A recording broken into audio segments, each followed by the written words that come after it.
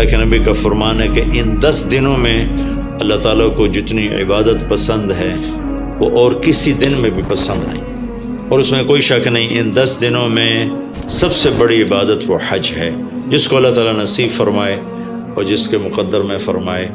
حج ان 10 دنوں کی سب سے بڑی عبادت ہے۔ عرفات کی ایک دن کی حاضری وہ 10 لاکھ دن کی حاضری یا 1 لاکھ دن کی عبادت کے برابر ہوتی ہے، اور عرفات کے دن کی حاضری میں اللہ تعالیٰ کا ارشاد ہوتا ہے، میرے بندو آج اتنے گناہ لے کر آؤ، جتنے بارش کے قطرے، جتنے درختوں کے پتے، جتنے ریت کے ذرے، جتنے گردش ایام میں جب سے ٹائم شروع ہوا ہے اس میں بننے والے دن اور رات، اور یہاں کے توبہ کرو میں سب معاف کروں گا۔ اور عرفات کے دن جتنا شیطان ذلیل ہوتا ہے اتنا کسی دن بھی ذلیل نہیں ہوتا، اور میرے محبوب صلی اللہ علیہ وسلم نے یہ دن حج کا، عرفہ کا زور اثر کٹھی پڑھ کے پھر سارا دن شام تک کوئی 5-6 گھنٹے مسلسل دعا مانگی، اور آپ نے فرمایا کہ اس وقت میرا اللہ میرے صحابہ پہ فخر فرما رہا ہے، اور قربان جاؤں خطاب کے بیٹے پر، فرمایا اور عمر بن خطاب پہ اس وقت میرا اللہ خاص طور پہ خوش ہو رہا ہے، اور خاص طور پہ عمر بن خطاب پہ اللہ تعالیٰ فخر فرما رہا ہے۔ تو ان 10 دنوں میں جسے اللہ حج میسر فرما دے تو اس سے بڑی عبادت کوئی نہیں۔ حج میسر نہیں ہے تو پھر ان 10 دنوں میں نومی کا روزہ رکھنا، ان 10 دنوں میں روزے رکھنا، اس میں نوافل کی کثرت، صدقے کی کثرت، پھر قربانی، یہ سارے اعمال ان 10 دنوں میں انتہائی محبوب ہیں، جنہیں اللہ سعادت دے دے حج کی بار بار جائیں۔ تابعوا بین الحج والعمرہ، حج عمرہ آگے پیچھے کرو، آگے پیچھے کرو۔ ایک بہت بڑا طبقہ ہے جو یہ کہتا ہے کہ ایک دفعہ فرض ہے اس کے بعد کوئی ضروری نہیں۔ میں کب کہتا ہوں کہ ضروری ہے؟ ضروری نہیں ہے، لیکن ضروری کا مطلب فرض نہیں ہے، لیکن اللہ اس کے رسول کو پسند ہے کہ اس کے گھر بار بار آیا جائے، بار بار حاضری دی جائے۔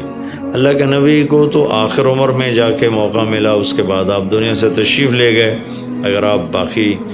اگر آپ اس کے بعد زندہ رہتے تو یقیناً آپ ضرور حج کرتے، چونکہ آپ نے جتنے سال مکہ میں گزارے آپ نے ہر سال حج کی، نبوت کے اعلان سے پہلے بھی اور نبوت کے اعلان کے بعد بھی آپ نے مسلسل حج کی، اور 4 عمرے آپ نے فرمائے زندگی میں پر 4 عمر۔ ایک عمرہ مدینہ سے خاص طور پر تشریف لائے جس کو ہم صلح حدیبیہ کہتے ہیں، وہ ہو نہیں سکا، لیکن آپ نے وہیں عمرے کا کام پورا کیا، سر مڑائے، احرام کھولے، پھر اگلے سال آپ اس کی قضاء کے لیے تشریف لائے۔ پھر ایک عمرہ آپ نے فتح مکہ کے بعد جعرانہ سے احرام باندھ کے تشریف لائے اور عمرہ کیا، اور ایک عمرہ آپ نے اپنے حج کے ساتھ کیا۔ صدیقی دور میں پہلا سال جنگوں میں گزر گیا، دوسرے سال صدیق اکبر اپنے پورے ساتھیوں کے ساتھ حج پہ تشریف لائے۔ فاروقی دور میں عمر بن خطاب رضی اللہ تعالیٰ 10 سال حکومت کی، 10 سال حج کیا، ہر سال حج پہ تشریف لائے۔ عثمان رضی اللہ تعالیٰ عنہ نے اپنی خلافت کے دور میں جب تک امن رہا ہر سال حج کرتے رہے، جب فساد شروع ہوا تو آپ رکے اس میں شہید ہو گئے۔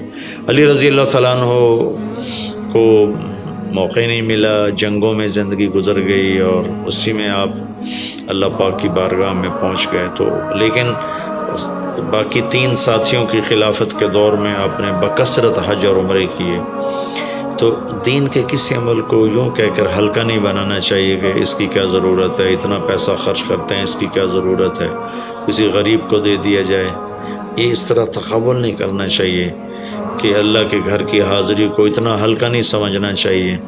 میرا اللہ بلائے تو بار بار جانا چاہیے، اور جس کو اللہ توفیق دے عمرے پہ جائے، حج پہ جائے۔ ہاں غریبوں پر بھی خرچ کرے، اپنے رشتہ داروں پر خرچ کرے، ضرورت مندوں پر خرچ کرے، لیکن اللہ کے فضل سے امید ہے جو اس طرح اللہ کے گھر جانے پر خرچ کرتے ہیں تو اپنے اللہ کے فضل سے غریبوں پر بھی خرچ کرتے ہیں۔ اس کو آپس میں یوں اس کا مقابلہ نہیں کرنا چاہیے، چیز اللہ کو پسند نہیں ہے۔ شہنشاہ کے، دنیا کے سب سے بڑے بادشاہ کے دربار میں حاضری کو ہم اتنا ہلکا نہ سمجھیں، بہت بڑی سعادت ہے۔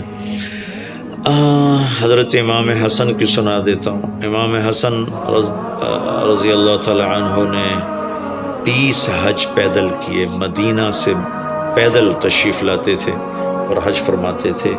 20 حج، یہ تو اہل بیت کیا جگر گوشہ رسول ہیں اور جگر اہل بیت ہیں، تو 20 حج فرمایا آپ نے، پیدل فرمایا، مدینہ سے تشریف لائے مکہ پیدل۔ ایسے امام حسین رضی اللہ عنہ نے بھی کئی حج پیدل مجھے ان کا عدد یاد نہیں، امام حسن کا مجھے یاد ہے 20 حج پیدل کے، اور اللہ کے نیک بندوں نے برس ہا برس اللہ کی بارگاہ میں پیدل حاضریاں دی ہیں۔